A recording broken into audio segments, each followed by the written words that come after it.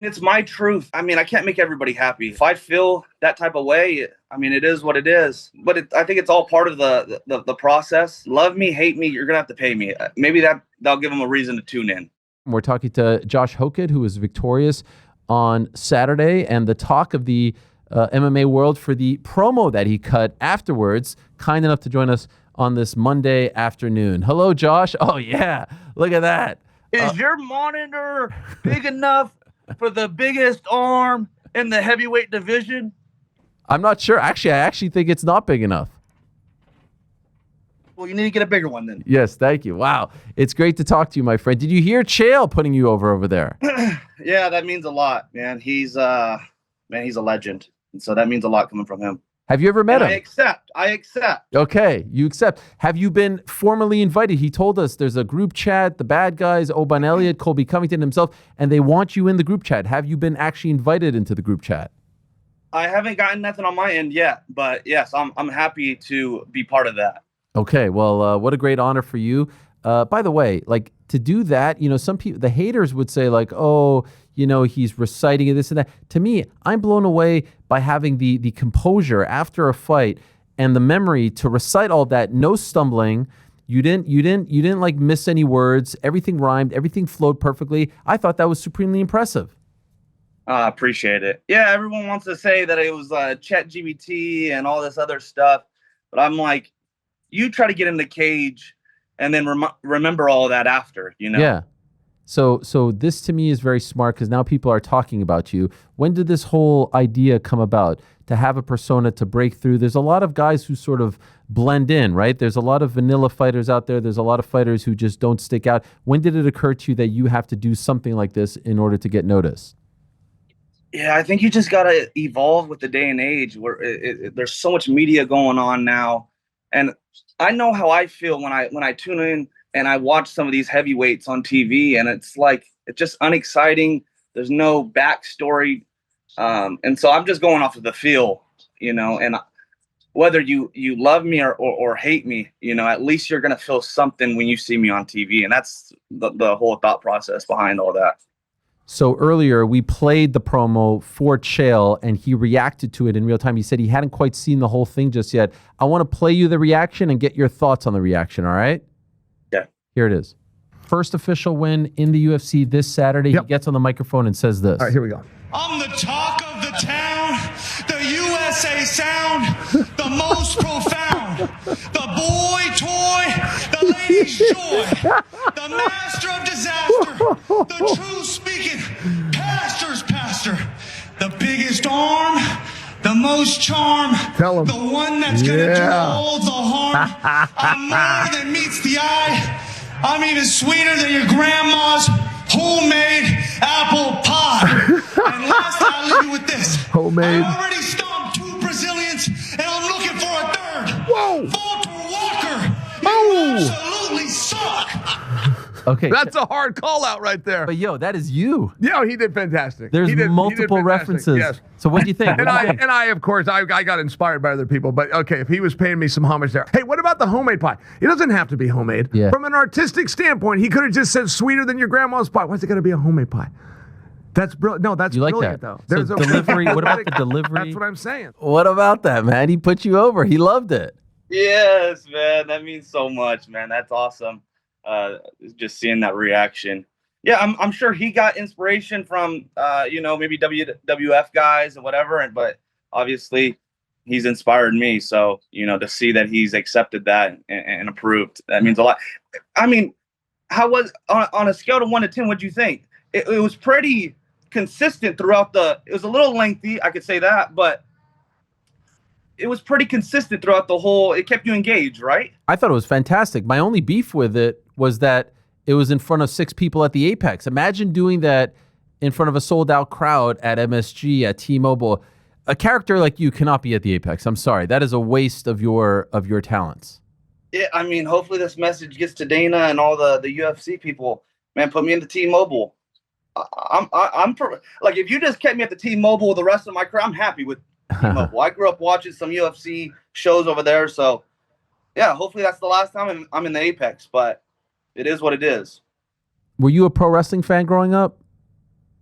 You know what? I want to say when I was 6 years old, my dad broke the news, Oh yeah. and he told me that it wasn't real, and I just couldn't get that out of my mind, and I couldn't keep watching it, knowing that they were doing these flips and they were hitting each other, and then I started looking a little bit more closely, and I was like, "Dang, Dad, you are right," and so I couldn't tune in anymore after that. Were you a big Chael P fan growing up? Yeah, I was. I mean, because he's all-American wrestler, and um, wrestling's such a small community, and so yeah, I like to back all the NCAA wrestlers and watch their career, and so obviously I was watching his, and I just thought he was a genius for his promoting skills. So I'm just taking a little page out of his book. It's interesting because he was putting you over. He knew about your football career, that you had a great football career at Fresno State, cup of coffee in the NFL, but also were an All-American wrestler at the same time. We were looking at some of your footage. Is this you? This looks nothing like you. Is this That's actually me, Ariel? That's me. I mean, that's you on top? 50 pounds ago, but that's me. I mean, a lot of people they don't realize that. I mean, just 2 weeks before, I'm weighing 230, and in that video, I am 197. And so I only have 2-3 weeks to lose all that weight, and then 2 months then to get on that podium. And so, I mean, I'm not just the everyday All-American wrestler. I All-American in 2 months while I was playing football year round. And so I don't think people really understand the full background of that. No, that is incredibly impressive. You even went toe-to-toe with the great Bo Nickel, right? Look at you with Bo Nickel over there. Yeah, don't play that. Okay. I mean, no, just a screen grab. Just a screen grab. Yeah. Hey, we could wrestle now when I'm nice and healthy and I'm eating all the food. That's skinny me. That's 197. Right now I'm weighing 240. And so I'm fat and happy. Man, going from NCAA football, Division I football to that, you don't hear of a lot of athletes doing that. Are there a lot of guys who have? I'm not aware of it. Look at you. Yeah, I mean, Lorenzo Neal, he went to Fresno State and he played football and wrestled as well, and he All-American, and that really inspired me to follow in his footsteps. To play football and wrestle. And I've always had the mentality of like I'm not like everybody else. Like I always wanted to be different, and I grew up wrestling and playing football, and I just felt like why stop in college? I know there's a lot of coaches that tell you not to do it. It's not smart, but I mean, they just don't know what a human is fully capable of, maybe the average person could only play one sport, but some people, they want to, they're made from a different cloth. And I really believe that I am. When did you decide that football, all right, that dream is over and now I'm going to focus on this one? What was the point where you made that decision? Yeah. After I was, this is a true story, by the way. It's a shoot. Hit me. Well, I was in the NFL, and there's a lot of liberal propaganda going on there. You walk into these stadiums, and they got the LGBT flag and Black Lives Matter and all, and that's all fine and dandy. But when they start forcing you to comply with it, then you got to wear these LGBT shirts and all this. You got to put something on your helmet, and you got these football players taking a knee, and that didn't sit right with me. And so I would give the football players a little choice of words, and they didn't like it. And so we would handle business in the locker room. I would fight these guys either in the locker room or at practice. And I mean, I didn't lose in the locker room. And so I figured maybe if this football thing doesn't work out, or if I get sick and tired of it, which I did, maybe I should beat people up for some money. And this is how it came about. Why did that bother you so much? I don't know. I just have great pride in, America and the flag. Maybe that's just how I was raised. And so you felt like this was being forced upon you, and that's what turned you off from football? Yeah, they wanted you to get the vaccine, and it's like they didn't just respect the people's background. They didn't respect the morals that the person might have, and I don't like that. They took some of our freedom away, and I wasn't okay with that. So when you came out on Contender Series and said some of these things, you got a lot of heat for it. People are like, oh, we just got over Colby, and now we have to deal with this guy, with this character. How do you respond to that? People who say that this type of rhetoric, there's no place for it in MMA. We don't want to hear about this stuff. I mean, it's my truth, and I can't make everybody happy. And if I feel that type of way, I mean, it is what it is. But I think it's all part of the process. And love me, hate me, you're gonna have to pay me. Maybe that'll give them a reason to tune in. Okay, so you don't mind being the bad guy, so to speak. No, I'm in the club. I thought you remembered. Right. Well, I'm in the club now. I'm the bad guy. Come on. What about people who say that, I saw some people call you racist. What about that? I mean, I'm half white, half Mexican. My wife's half black. My father-in-law's black. So it's like I'm a horrible racist if I am one, so it's not true, obviously. Does that upset you when you hear people saying that about you, or read people saying that about you, reacting that way to what you're trying to do? No, honestly, like I said, you can't make everybody happy. They're all gonna have their opinions, but as long as you stay true to yourself and the people around you that actually do know you, that's all that matters. And what's your issue with Brazilians? I don't know. They just keep feeding me these guys, and you know what? The stars are aligning perfectly. It's funny how, Colby got his career going, or his career was really taking off with the Brazilians. Chael made a great career fighting the Brazilians, and now they gave me 2 Brazilians, and it is what it is. I'm not asking for them, but I'll keep beating them up if they keep signing the contract. So Walter, right after your post-fight interview, he responded on Twitter, but I think he has since deleted some of the tweets. This is what he wrote. First things first, he wrote, one question: what shoe size do you wear? Implying, that he's going to take your foot, the heel hooks. Josh Hokit, I want you next. I'm going to kick your head like a soccer ball and force you to respect Brazil and our culture, you piece of shit. And then again, you piece of shit, I'll kick your head and force you to respect our culture. Take my name out of your mouth. I give you the orders, you trash. And I think some of these have been deleted. You even called attention to this, saying he deleted his post, MFer got scared. Is that true? He deleted those? And what do you make of that? I mean, this guy, I'm surprised he can even say that type of stuff. I mean, this guy's the ugliest guy on the UFC roster. He looks like Sloth from the Goonies, and he's over here talking trash to me. But, I mean, maybe his PR person was made him take him down. It's like, this guy's probably on another level than all the guys he's been beating, and it's probably not very smart that he's engaging on this, because next thing you know, we're going to have a contract in front of us, and I'm going to sign that contract, and he's going to have to make that decision, that because he signs the contract with me, he's not going to be able to leg lock me. My grappling's on a different level than the guys he's faced, and on a different level than him, matter of fact. He's like an old school pro wrestling guy. You know exactly what he's going for, and he pulls it off every time. You don't think he gets that on you? Doesn't even attempt to get it. Doesn't even get an opportunity to lock it in. Well, he's probably gonna attempt it, but in reality, it's like I'm not.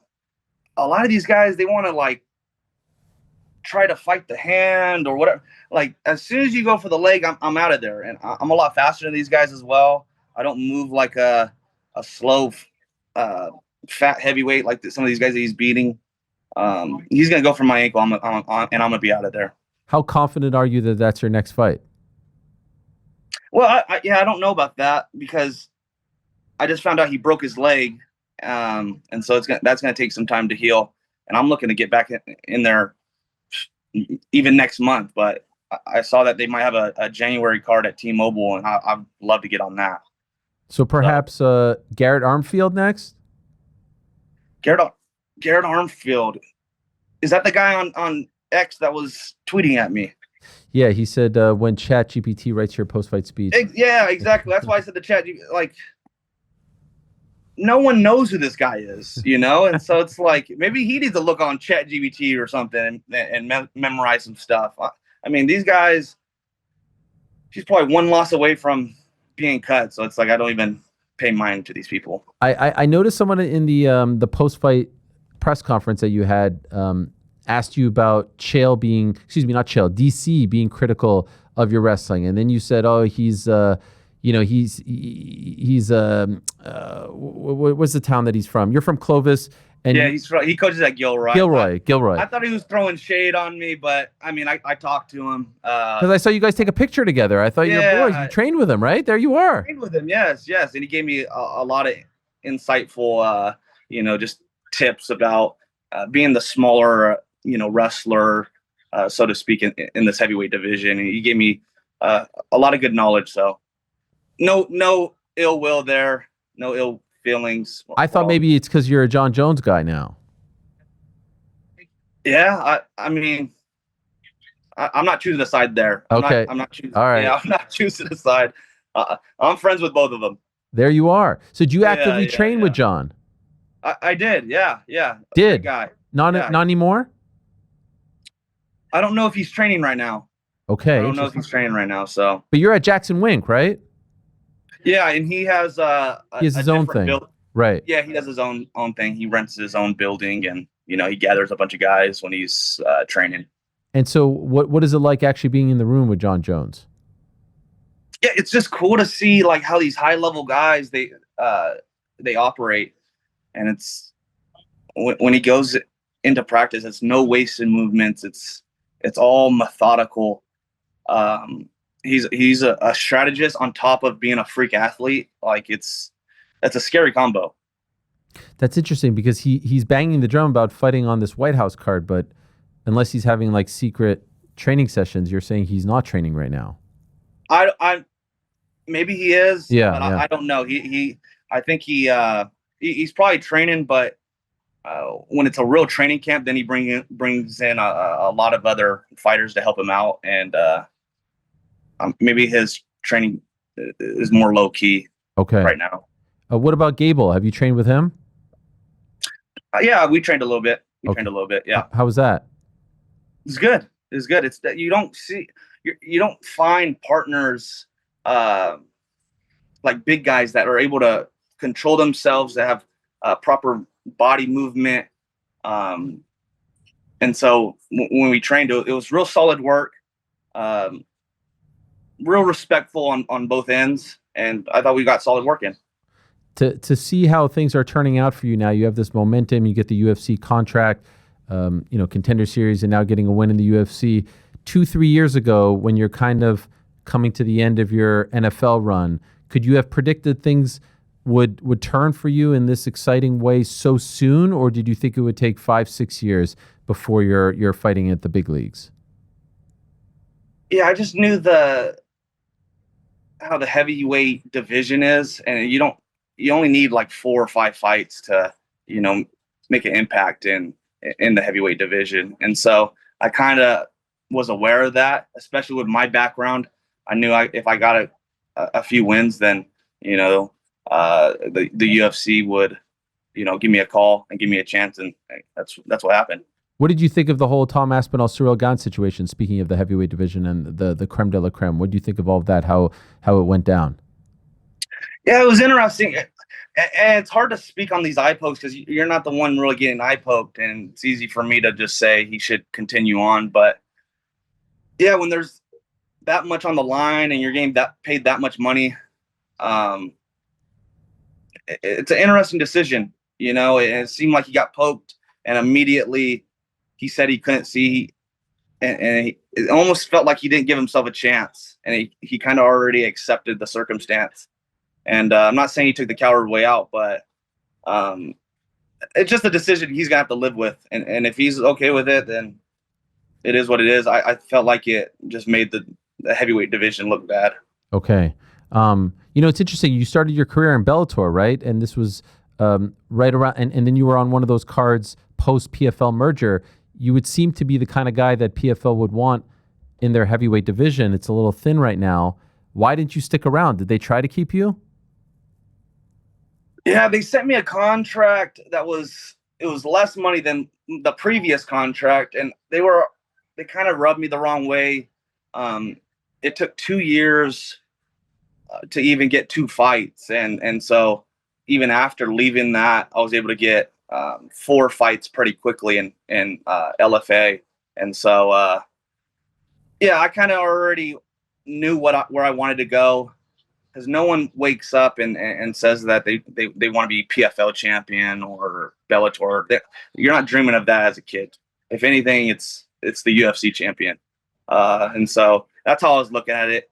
And I've just had that gut feeling that I needed to, try to make it to the UFC.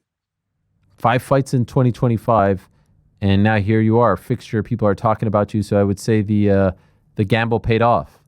Exactly. I mean, I had the gut feeling, and usually that always steers me in the right direction throughout my life. And so, just talking to the people around me, they all felt the same way.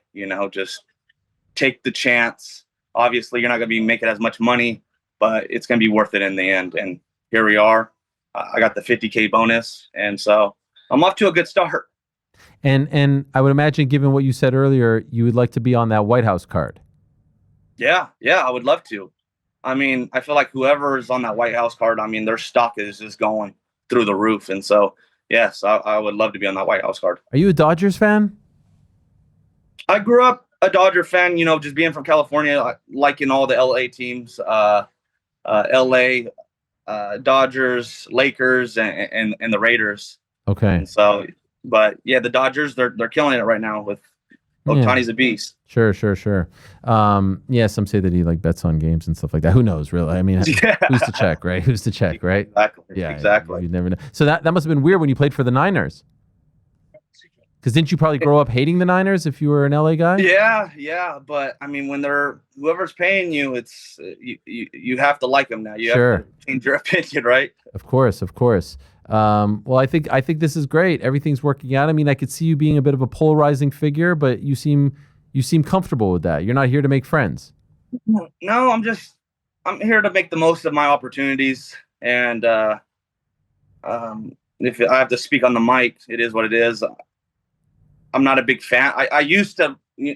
I had the old school wrestling mentality where it's like, forget everybody. I don't need to talk to anybody. I'm just going to grind and I'm going to make it doing that. But that's just not very wise, especially in this day and age. And so you got to do what you got to do now. And that's how I'm looking at it. So my perspective has changed throughout the years. What changed that perspective?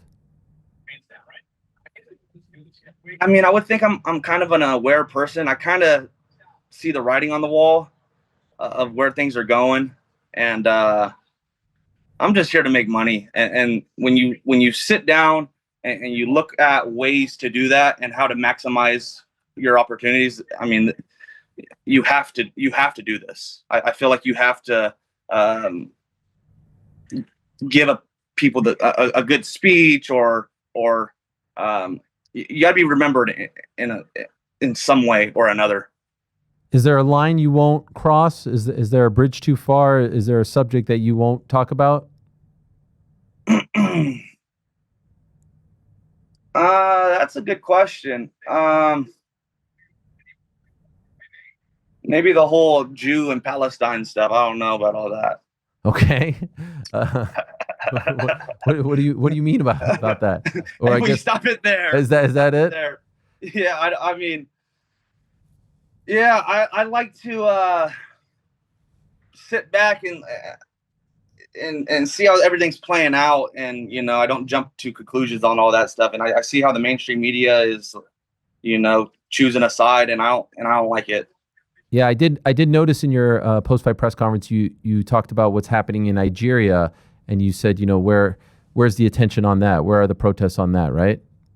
Exactly. And that's one thing I do like speaking on is, my faith in Jesus Christ. And so if people are being persecuted for that, I want to at least bring some light to it. Well, I wish you the best, Josh. Congratulations on an incredible year. 5-0 is the stuff dreams are made of. You're now 1-0 in the UFC Contender Series contract, performance bonus. You're in the bad guy club. I would say this has been a pretty good stretch for you. So well Let's done. Go. congratulations. I think it's your birthday coming up as well. So, it is. Yeah, Yes. so happy early birthday, and looking forward to seeing what you do in 2026. If you don't get a fight in December as well, why not? So Yes. Thank you very much, and good luck to you, and thanks for coming on. Great to meet you. Yeah. Thank you. Thanks for watching this video. Before you go, if you haven't already, hit that subscribe button for us. Also, give us a thumbs up, leave a nice comment. These things go a long way. And while you're here, do check out the rest of the channel. We've got live shows and full interviews, clips, and a whole lot more. We're doing big things here, and we appreciate your support very much.